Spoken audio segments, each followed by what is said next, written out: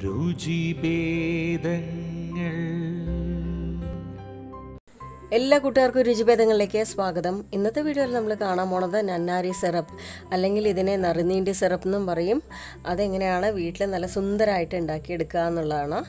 അപ്പോൾ നമ്മളിതിൽ പ്രിസർവേറ്റീവ്സ് ചേർത്തിട്ടില്ല, അതുപോലെ എക്സ്ട്രാ കളറൊന്നും ആഡ് ചെയ്യാതെ നാച്ചുറലായിട്ടാണ് ഉണ്ടാക്കിയെടുത്തത് കേട്ടോ. അപ്പോൾ നല്ല എളുപ്പത്തിൽ നമുക്ക് വീട്ടിലുണ്ടാക്കിയെടുക്കാം. സാധാരണ വേനൽക്കാലമായി കഴിഞ്ഞാൽ എല്ലാവരും കടകളിൽ നിന്നൊക്കെ നന്നാരി ബോട്ടിൽസ് വാങ്ങിക്കൊണ്ടുവന്ന് വെക്കാറാണ് പതിവല്ലേ.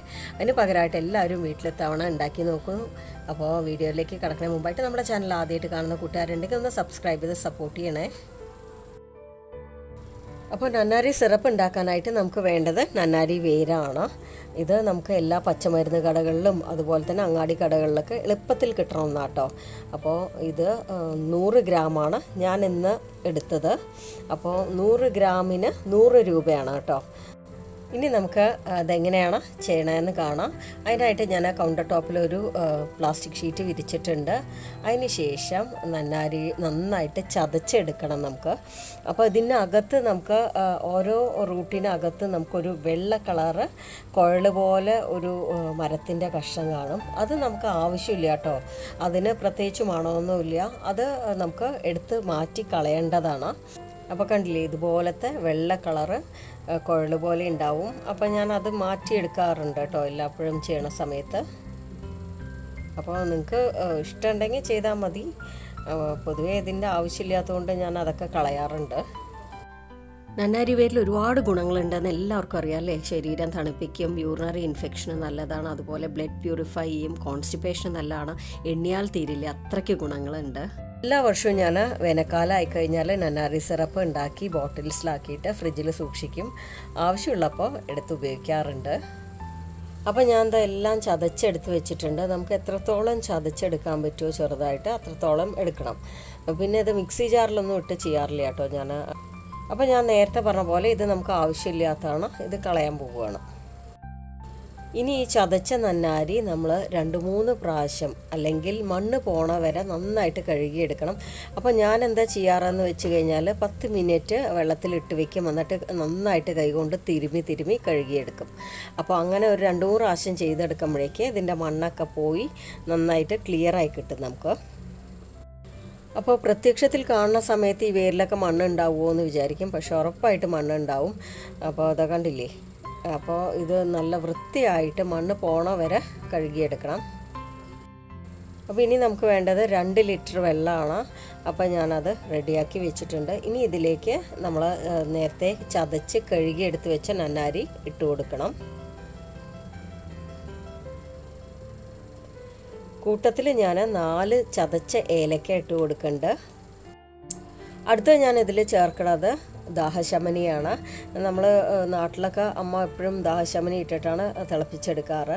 അപ്പോൾ ഇത് നല്ല KP നമ്പൂതിരി ബ്രാൻഡിൻ്റെ ദാഹശമനിയാണ്. അപ്പോൾ നമുക്ക് നാച്ചുറലായിട്ടുള്ള കളറും കിട്ടും. അപ്പോൾ അതൊരു ടീസ്പൂൺ ചേർത്തിട്ടുണ്ട്.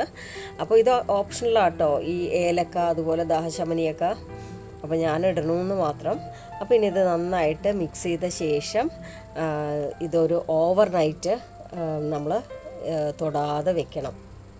കുറേ കാലങ്ങളായിട്ട് ഞാൻ ചെയ്തു വരണ ഒരു രീതി നിങ്ങളായിട്ട് ഷെയർ ചെയ്യാം കേട്ടോ. അപ്പോൾ ഈ ഒരു രീതിയിൽ ചെയ്യണമെന്നാണ് ഏറ്റവും നന്നായിട്ട് കിട്ടുക. അപ്പോൾ രാത്രി മുഴുവനായിട്ട് വെക്കണ സമയത്ത് വേരിലെ സത്തൊക്കെ ഈ വെള്ളത്തിലേക്ക് ഇറങ്ങും. അപ്പോൾ പിറ്റേന്ന് രാവിലെ ഞാൻ തുറന്നു. അതിന് ശേഷം നന്നായിട്ടൊന്ന് മിക്സ് ചെയ്യുക. അപ്പോൾ കണ്ടില്ലേ, വളരെ നാച്ചുറലായിട്ടുള്ള കളറൊക്കെയാണ് നമ്മുടെ ഈ ഒരു നന്നാരി സിറപ്പിനുള്ളത്. അപ്പോൾ ഇതിൽ കളറ് ചേർക്കേണ്ട യാതൊരു ആവശ്യമില്ല. ഇപ്പോൾ ഞാൻ ദാഹശമനിയൊക്കെ ഇട്ടതുകൊണ്ട് പിന്നെ അതിൽ പതിമുഖമൊക്കെ ഉണ്ടാവുമല്ലോ, അതിൻ്റെ ഒരു കളറൊക്കെ ഇതിലേക്ക് ഇറങ്ങും. അല്ലാതെ തന്നെ ഇത് ഇടണമെന്നൊന്നുമില്ല കേട്ടോ. അല്ലാതെ തന്നെ ഇതിൻ്റെ നാച്ചുറലായിട്ടുള്ള കളർ തന്നെ നല്ലതാണ്, ഒരു കുഴപ്പമില്ല. അപ്പോൾ വീട്ടിലൊക്കെ ചെയ്യണ സമയത്ത് കളറൊക്കെ ചേർത്ത് എന്തിനാണോ കഴിക്കേണ്ട ആവശ്യമില്ലല്ലോ. അപ്പോൾ ഇനി ഇതിൻ്റെ അടുത്ത പ്രോസസ്സ് എന്താണെന്ന് വെച്ച് കഴിഞ്ഞാൽ ഇത് നന്നായിട്ട് തിളപ്പിച്ചെടുക്കണം. അപ്പോൾ തിളച്ച് കഴിഞ്ഞിട്ട് ഒരു 15 മിനിറ്റ് നമ്മൾ തിളച്ച് അത് കുറച്ച് വറ്റാനായിട്ട് നിൽക്കണം കേട്ടോ. എങ്കിൽ മാത്രമേ അത് നന്നായിട്ട് ആ വേരിന്ന് കംപ്ലീറ്റ് ആയിട്ടുള്ള സത്ത് നമുക്ക് ഈ വെള്ളത്തിൽ ഇറങ്ങുള്ളൂ. അപ്പോൾ കണ്ടില്ലേ, നമ്മുടെ നന്നാരി വെള്ളം നന്നായിട്ട് വെട്ടി തിളയ്ക്കാനായിട്ട് തുടങ്ങിയിട്ടുണ്ട്. അപ്പോൾ ഞാനിനി സ്റ്റൗ ഓഫ് ചെയ്യണം. സ്റ്റൗ ഓഫ് ചെയ്ത ശേഷം ഒരു അരിപ്പ വെച്ചിട്ട് അതിൻ്റെ മുകളിലായിട്ട് ഒരു തുണി കൂടെ വെച്ച് കൊടുക്കുന്നുണ്ട്. കാരണം അതിൽ മണ്ണൊക്കെ ഉണ്ടെങ്കിൽ ഒന്നും കൂടെ അത് സ്ട്രെയിൻ ചെയ്ത് കിട്ടാൻ വേണ്ടിയിട്ടാണ്. നിങ്ങൾക്ക് വേണമെങ്കിൽ അരിപ്പ മാത്രമായിട്ടും വെക്കാം കേട്ടോ, കുഴപ്പമൊന്നുമില്ല. ഞാൻ വല്ല മണ്ണൊക്കെ ഉണ്ടെങ്കിൽ പൊയ്ക്കോട്ടെ എന്ന് വിചാരിച്ച് മാത്രമാണ് തുണിയെടുത്തത്. അപ്പോൾ ഇതിനി നന്നായിട്ട് കുടഞ്ഞെടുത്ത് മാറ്റി വയ്ക്കുക. അതിന് ശേഷം ഇതിലേക്ക് 2 കിലോ പഞ്ചസാരയാണ് ഇട്ട് കൊടുക്കേണ്ടത്. അപ്പോൾ ഞാനതൊരു ചീഞ്ചട്ടിയിലേക്ക് മാറ്റി. പക്ഷേ ഇട്ട് വരുന്ന സമയത്ത് ചീഞ്ചട്ടി ഫുള്ളായി. അപ്പോൾ ഇനിയിപ്പോൾ പഞ്ചസാര അലിഞ്ഞ് കഴിഞ്ഞാൽ വീണ്ടും അത് തുളുമ്പി പോവും. അതുകൊണ്ട് വീണ്ടും വേറൊരു പാത്രത്തിലേക്ക് മാറ്റി. എന്നിട്ട് ബാക്കിയുള്ള പഞ്ചസാര കൂടെ ഇട്ട് കൊടുക്കുകയാണ്. അപ്പോൾ ഇത് ചെയ്യണ സമയത്ത് വലിയ പാത്രം എടുക്കുക തന്നെയാണ് നല്ലത്. അപ്പോൾ ഇനി ഇതൊന്ന് മിക്സ് ചെയ്ത് കൊടുത്ത ശേഷം വീണ്ടും സ്റ്റൗവിൽ വെച്ച് നന്നായിട്ടൊന്ന് തിളപ്പിച്ചെടുക്കണം. അപ്പോൾ നിങ്ങൾക്ക് കാണുന്ന സമയത്ത് കുറച്ച് ബുദ്ധിമുട്ടുള്ളതായിട്ട് തോന്നും. പക്ഷേ വൺസ് ഉണ്ടാക്കി കഴിഞ്ഞാൽ അതിൻ്റെ ഔട്ട്കം കാണുന്ന സമയത്തുണ്ടല്ലോ, ഇതൊരു ബുദ്ധിമുട്ടായിട്ടേ തോന്നില്ല കേട്ടോ. അപ്പോൾ ആദ്യം ഉണ്ടാക്കുന്ന സമയത്ത് അങ്ങനെ തോന്നുന്നുണ്ടെങ്കിലും പിന്നീട് അത് ചെയ്തു വരുന്ന സമയത്ത് നല്ല എളുപ്പമായി തോന്നും. അപ്പോൾ അത് നന്നായിട്ട് തിളയ്ക്കാനായി തുടങ്ങിയിട്ടുണ്ട്. ഇനി ഇത് ചെറുതായിട്ടൊന്ന് ഒട്ടണ പരുവം പോലെ ആവണം കേട്ടോ. ഒരുപാട് ഇട്ട് വൺ സ്ട്രിങ് കൺസിസ്റ്റൻസി ഒന്നും ആക്കരുത്. ചെറുതായിട്ട് നമ്മൾ 2 വിരലിൻ്റെ ഇടയിൽ നമുക്കൊന്ന് ചെറുതായിട്ട് ഒട്ടണ പോലെ തോന്നണം, അത്രയേ ഉള്ളൂ. പിന്നെ ഞാനൊരു കാര്യം പറയാൻ വിട്ടുപോയി. ഇപ്പോൾ നിങ്ങൾ ഇതിൻ്റെ കൂട്ടത്തിൽ വേണമെങ്കിൽ ആ പഞ്ചസാരയുടെ അഴുക്ക് കളയാനായിട്ട് മുട്ടയുടെ വെള്ള അല്ലെങ്കിൽ പാലോ ചേർത്തിട്ട് പഞ്ചസാരയിലെ അഴുക്ക് കളയാട്ടോ. അപ്പോൾ ഞാനിത് രണ്ടും ചെയ്യുന്നില്ല. അപ്പോൾ ഇനി നമുക്ക് വേണ്ടത് ഒരു നാരങ്ങയാണ്. അപ്പോൾ ഇത് ഞാൻ ഇതിൽ മുഴുവൻ ജ്യൂസും ഈ ഒരു സിറപ്പിലേക്ക് ഒഴിക്കാൻ പോവുകയാണ്.